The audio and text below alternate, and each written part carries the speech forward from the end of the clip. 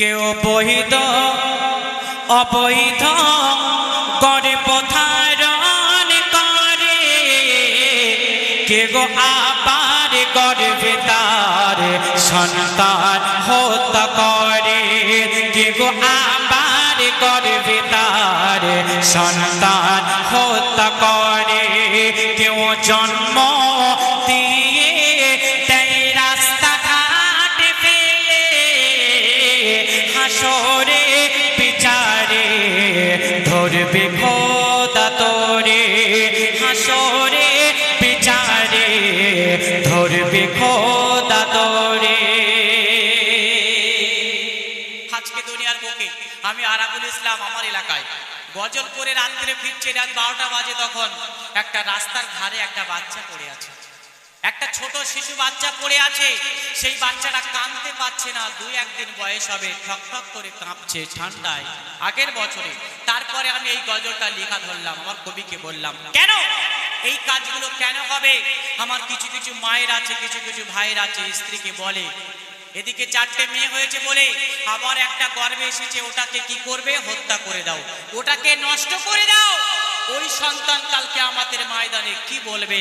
লিখছে দেখুন, ওরা সব গহনা মাসুম শিশু করেনি অপরাধ, করেনি তো কিছু, যে জন্ম নেবে খোদারে দুনিয়ায় তার রিজিক জোগাবে মোর আল্লাহ দয়াময়। তবে কোন সে কারণে আসতে দাওনি ভুবনে, তবে কোন সে কারণে আসতে দাওনি ভুবনে, তুমি পারবে না দিতে জান, তবে নিচ্ছ কেন কেড়ে,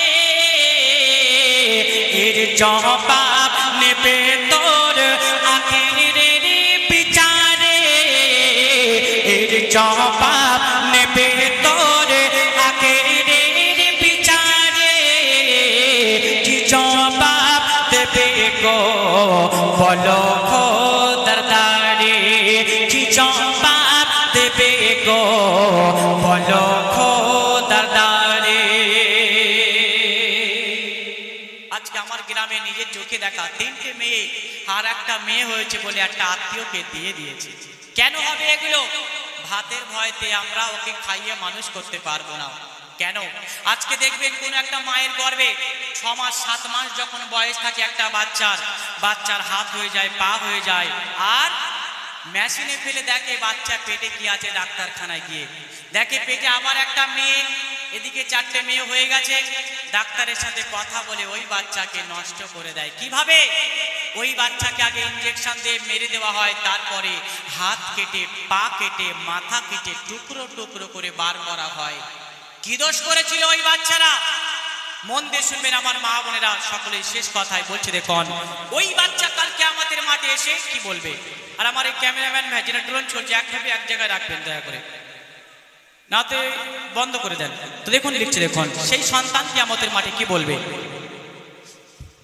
হাসরের মাঠেতে মোর আল্লাহ দয়াময়, ওই গর্ভের শিশুদের করিবে জীবন দান, তারা সেদিন বলবে আল্লাহ দয়াময়, আমরা চেয়েছিলাম আসিতে দুনিয়ায়, মোদের বাপ আর মা মিলে দুজনা এই দুনিয়ার মুখ তারা দেখতে দিল না। আজ চালাতে যদি হয় তো জাকের ভিতরে, আজ চালাতে যদি হয় তো জাকের ভিতরে, তাও তো জাকে ফেলে মোরা মায়ের দাও তো জাকেত পেলে মোরাব্বা মায়ের কেউ বহিদ অবহিদ গরিব ধারণ করে কেউ আবার গর্বে তার সন্তান হত্যা করে কেউ জন্ম দিয়ে দেয় রাস্তাঘাট পেলে হাসরে বিচারে ধরবে খোদা তোরে হাসরে বিচারে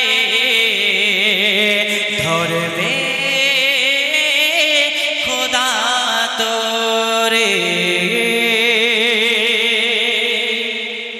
আমি আগের গজলটায় কি বোঝাতে চেয়েছি, যে সন্তান শিশুবেলায় মারা যায় ওই সন্তানকে জিন্দা করা হবে, আর ওই সন্তান বলবে আল্লাহ আমি বাপ মাকে না নিয়ে জান্নাতে যাব না। আর এই গজলে ওই শিশু সন্তান যাদের হত্যা হয়, যাদেরকে মারা হয়, ওই সন্তান আবার জিন্দা হবে কিয়ামতের মাঠে, বলবে আল্লাহ আমার ওই বাপ মাকে দিয়ে তুমি জাহান্নামটুকু জ্বালানো শুরু করো, আমার ওই বাপ মাকে জাহান্নামে ফেলে দাও। কত সুন্দর তিনটে সাবজেক্ট শুনিয়েছি। এরপরে যখন